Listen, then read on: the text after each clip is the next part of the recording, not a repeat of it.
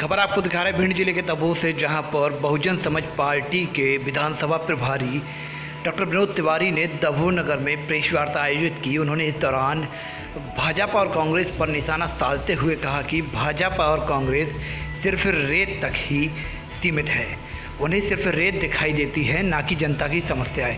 इसलिए उन्होंने कहा कि बहुजन समाज पार्टी ने हमेशा जनता की भलाई चाहिए और जनता की भलाई के लिए सड़कों पर उतरी है। उन्होंने कहा कि नगर दबोच की समस्याओं के चलते वह 23 सितंबर को दबोच में रैली निकालकर तहसीलदार को ज्ञापन सौंपेंगे। आइए सुनते हैं विधानसभा प्रभारी डॉक्टर विनोद तिवारी जी को आखिर उन्होंने क्या कहा।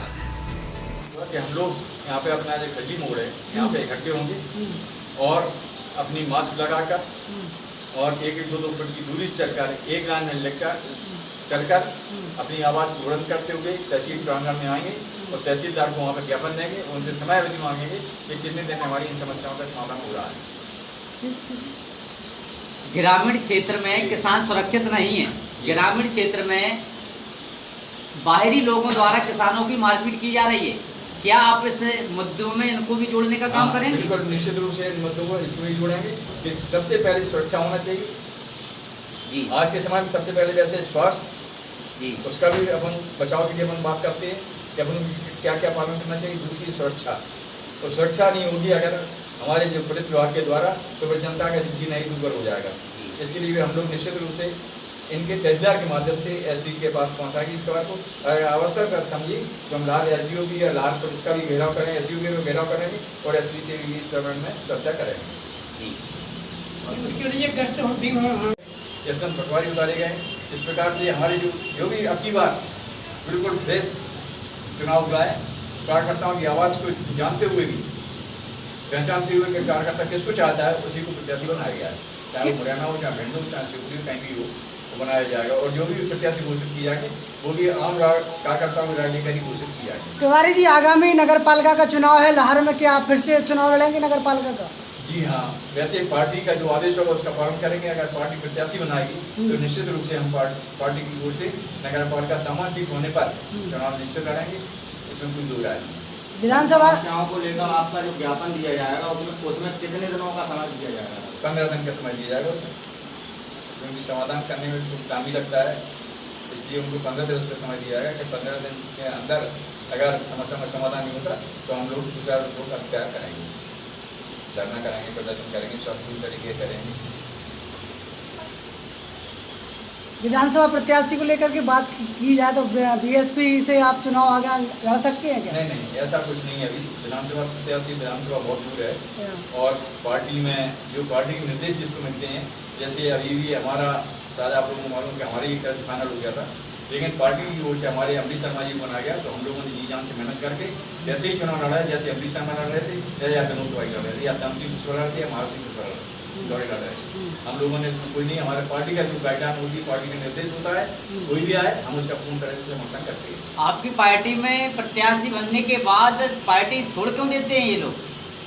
अब ये तो साहब उन्हीं से पूछा जाए क्यों छोड़ देते हैं। पार्टी हमने हम वोट देती है और ऐसा नहीं कि आम गरीब लोगों के वोट लेने के बाद दूसरी पार्टी पर सवार हो जाते हैं, ये क्या समझ रहा है? हमेशा ऐसा चलता रहता है। ये लाहौर विधानसभा के जो नेता हैं वो उनसे बात की जाए तो क्यों छोड़ देते हैं? फिर लाहौर जो है बहुजन समाज पार्टी ने कभी भी किसी को इतने कम वोट दिए हैं कि वो ये कह सके हमको वोट नहीं मिलते। चाहे वो रमाशंकर सिंह लड़े हों, चाहे वो हेमंत लड़े हों, चाहे गुड्डू शर्मा लड़े हों, उनको आशा से ज़्यादा बहुजन समाज पार्टी का कार्यकर्ता जो हमारे ये बैठे हुए हैं, माता जी पटवारी शरीफ बैठे हैं, माता प्रसाद बहुत बैठे, रविंद्र गौरा, नजर गौरा और रामनगन जी बैठे हुए, ये लोग बिना उसके जी जान लगा के अपने सबसे ज़्यादा उन्होंने पूरी जान लगा दी। ऐसे कई कार्यकर्ता हैं जो ये नहीं देखते हैं कि हमें पार्टी को किसने प्रत्याशी बनाया और कैसा प्रत्याशी है, उनको केवल हाथी चुनाव चिन्ह दिखता है और बहन जी का निर्देश दिखता है, वो अपनी जी जान लगा के उनकी मदद करते हैं। अब ये पार्टी का प्रत्याशी जाने लोग क्यों छोड़ जाते हैं या उनको क्या लालच रहता है या क्या वो उनसे चर्चा? दबोच नगर पंचायत के चुनाव में क्या बहुजन समाज पार्टी से प्रत्याशी चयनित किया गया है क्या अभी तक?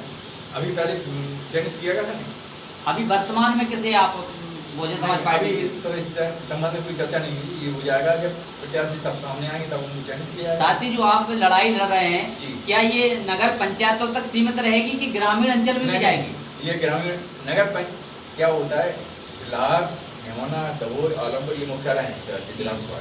तो सबसे पहले लड़ाई यहाँ लड़ी जाए, यहाँ पे मजबूती प्रदान की जाए। इसके बाद हमारा जो अगला स्टेप होगा प्रत्येक ग्रामीण स्तर पर होगा, गाँव होगा कि हमारे सेक्टर में उनसे मिलकर हम गाँव की इस तरह की लड़ाई करेंगे। हमारे हर जगह सेक्टर अध्यक्ष हैं और पूरे बूथ अध्यक्ष हैं, उन लोगों से भी संपर्क किया जाएगा। उसके बाद हमारी लड़ाई शुरू होगी और आगे तक चलती रहेगी। आयोजित की है, किस विषय को लेकर की है? हमने आज प्रेस वार्ता बहुजन समाज पार्टी की ओर से की है। उसका कारण ये कि हम देख रहे हैं कुछ दिनों से कि लाहौर विधानसभा क्षेत्र के चाहे भले वो कांग्रेसी हों या भाजपा नेता हों, उनको केवल रेत की दिखाई देती है, जबकि विधानसभा क्षेत्र में इतनी ज्वलंत समस्या है कि उनका उस ओर कोई ध्यान नहीं है। इसलिए बहुजन समाज पार्टी ने ये निर्णय लिया है और विधानसभा प्रभारी होने के नाते हमारे ये कर्तव्य बनता है कि जो हमें पार्टी ने दायित्व सौंपा है उसके अनुसार हमें विधानसभा क्षेत्र में जो ज्वलंत समस्याएं हैं, जैसे सबसे पहली समस्या है हमारी बिजली का, विद्युत समस्या है, विद्युत कटौती। इसके अलावा एक समस्या और बड़ी है कि जो बिजली के बिल आते हैं, हमने देखा है कि जिनके यहाँ अगर एक कूलर या एक बल्ब चल रहा है तो उनका 2-2 हज़ार रुपये 3-3 हज़ार रुपये का बिल आता है, लेकिन किन्हीं के यहाँ अगर 4-4 AC लगे हैं तो उनका 1500 का बिल आता है। ये अनियमितता है। इसके लिए भी हम बिजली के बिल इकट्ठे करेंगे, तो इसके लिए जाँच के लिए हम लोग डिजिटल विभाग से मिलेंगे। नंबर 2 सबसे बड़ी समस्या और एक और है कि आवास वाली हमने देखा है कि लाहौर में भी मुद्दा उठाया था, हमने बिजली का भी उठाया और अपना इसका आवास का भी उठाया। तो हमने उसमें देखा कि कई ऐसे आवासहीन हैं जो पात्र हैं, जिनके पास छत नहीं है रहने के लिए, उनको आवास नहीं मिलेगी, और कई ऐसे हैं जिनके 2-2, 3-3 मंजिल मकान हैं। हमने इस संबंध में चर्चा की सीएम से। हमने कहा ये आखिरकार क्या है कि हम बता दें, इससे प्रमाण दें आपको कि इनके घर में जॉब हो रहे हैं और इनके 2-2 मंजिल मकान बने हुए हैं, फिर इनको आवास कैसे? और हम ऐसे बताते हैं कि जिनके घर में एक कच्चा मकान भी नहीं है ढंग से, उनको आवास क्यों नहीं? बोले ये हमारी हिसाब हमारी नहीं है, ये अपने पटवारी और RI इसकी जांच करता है और वो स्वयं घोषणा देता है कि हम आवासहीन हैं। अगर इनकी शिकायत होगी तो निश्चित रूप से उनकी जाँच कराई जाएगी। दूसरा मुद्दा आवास का है।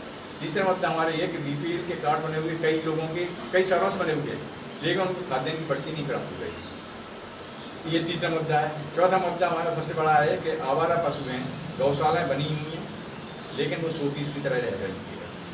गायें आप देख रहे हैं सड़कों में मिलते हैं, एक्सीडेंट होते हैं, इसमें चौपट हो रहे हैं, लेकिन इसको भी प्रशासन में कोई ध्यान नहीं। ऐसी कई ज्वलंत समस्याएँ हैं। मतलब एक अभी हमें दबोए बताया समस्या, सबसे बड़ी समस्या क्या हो रही है, यहाँ पे जो किसानों के निमंत्रण होना है, उनके पटवारी लोग फीडिंग ही नहीं करते कंप्यूटर में। अगर करते भी हैं तो या तो किसी का एहसान लें या किसी के लेन देन लें, मतलब कोई माध्यम हो वजनदारी का, उसके ही फीड होती है। नहीं अन्यथा किसान 12 और चक्कर लगाता रहता है, कोई फीडिंग नहीं होती और ना कोई निमंत्रण होगा। इस संबंध में हमारी तहसीलदार महोदय से चर्चा हुई थी, उन्होंने कहा हम देखेंगे इसको। लेकिन इन्हीं मुद्दों के साथ बहुजन समाज पार्टी ने निर्णय लिया है कि जब तक कांग्रेस भाजपा अन्य चीज़ों में लगे हुए हैं, तो अपन जनता एक तरफ बिल्कुल कट हो चुकी है, क्यों नहीं जन समस्याओं को लेकर आंदोलन का रूप दिया जाए और अधिकारियों से चर्चा की जाए और शासन और प्रशासन को भी मजबूर किया जाए कि इनकी समस्याओं का समाधान शीघ्र कराया जाए। इसी तारतम्य में हमने सबसे पहले लाहौर में विद्युत विभाग को लालटेन रैली के रूप में दिखाया कि आप देखिए, नगर पालिका CMO को हमने टॉर्च और चश्मा और साइकिल भेंट करके दी कि देखें आप जाके नगर में घूमे, चश्मा अपना आज तक जो लगा था उसको हटाएं, दूसरे चश्मे से देखें आप जनता को, क्योंकि समस्या गलियों में कहाँ, इसलिए उनको साइकिल उपलब्ध कराई कि आप गलियों में जाकर समस्याओं का समाधान करें, देखें उनको। इसी तरह में हमने सीधा मेहना में अभी 17 तारीख को मेहना में भी ज्ञापन दिया, वहाँ भी यही ज्वलंत समस्या हमारा। इसके बाद हमारा ये अब 23 तारीख को दबोई में हम लोगों ने निर्णय किया कि दबोई में देंगे, इसके बाद आलमपुर, यानी कि हम पूरे विधानसभा क्षेत्र में अब पहले विशेषकर नगर परिषद के जो नगर पंचायतें हैं, उनके नगर जो मुख्यालय हैं, वहाँ पर जाके धरना आंदोलन करेंगे। इसके बाद हम गाँव में ये जाके बहुजन समाज पार्टी की जनजागृति की एक पदयात्रा भी निकालेंगे और सभी को जागृत करेंगे कि आप को जो अधिकार बाबा साहब अम्बेडकर ने दिए हैं, हक और अधिकार की लड़ाई लड़ने के लिए आप लोग हमारे साथ आइए, हम आपकी लड़ाई लड़ेंगे। भाजपा और कांग्रेस का शासन हमने देख लिया है, अब बहुजन समाज की लड़ाई में आप हमारा सहयोग करें और हम इनको समस्याओं को मुद्दा घर घर जाकर गाँव जाकर अलग जगाएंगे और प्रत्येक अधिकारी को मजबूर कर देंगे, उसके लिए प्रशासन को मजबूर कर देंगे कि वो हमारी जनता की समस्याओं को सुनें और उनका निराकरण शीघ्र करें। हम आश्वासन विश्वास नहीं रखते। हमने SDM साहब से बात की थी और CMO से बात की है कि हमें आश्वासन नहीं चाहिए, हमें लिखित में चाहिए कि आप कितने दिन के अंदर इन समस्याओं का समाधान करने जा रहे हैं। अन्यथा उसके बाद हम लोग अहिंसात्मक, और चूँकि कोरोना भी चल रहा है, उसका जो शासन की गाइडलाइन है उसके अंतर्गत रहकर आपने भी देखा होगा कि हमारी जो लाल में रैलियाँ निकली हैं या मेहना में रैली निकली हैं, सभी लोग मास्क लगाए हुए थे और सभी 1-2 मीटर की दूरी से चल रहे थे। तो हम लोग बिल्कुल अनुशासन में रहकर और शासन की गाइडलाइन का पालन करते हुए हम अपनी आवाज़ को जनता के माध्यम से बुलंद करेंगे और कर्मचारी अधिकारियों को मजबूर करेंगे कि हमारी जनता की समस्याओं को है उनका नारा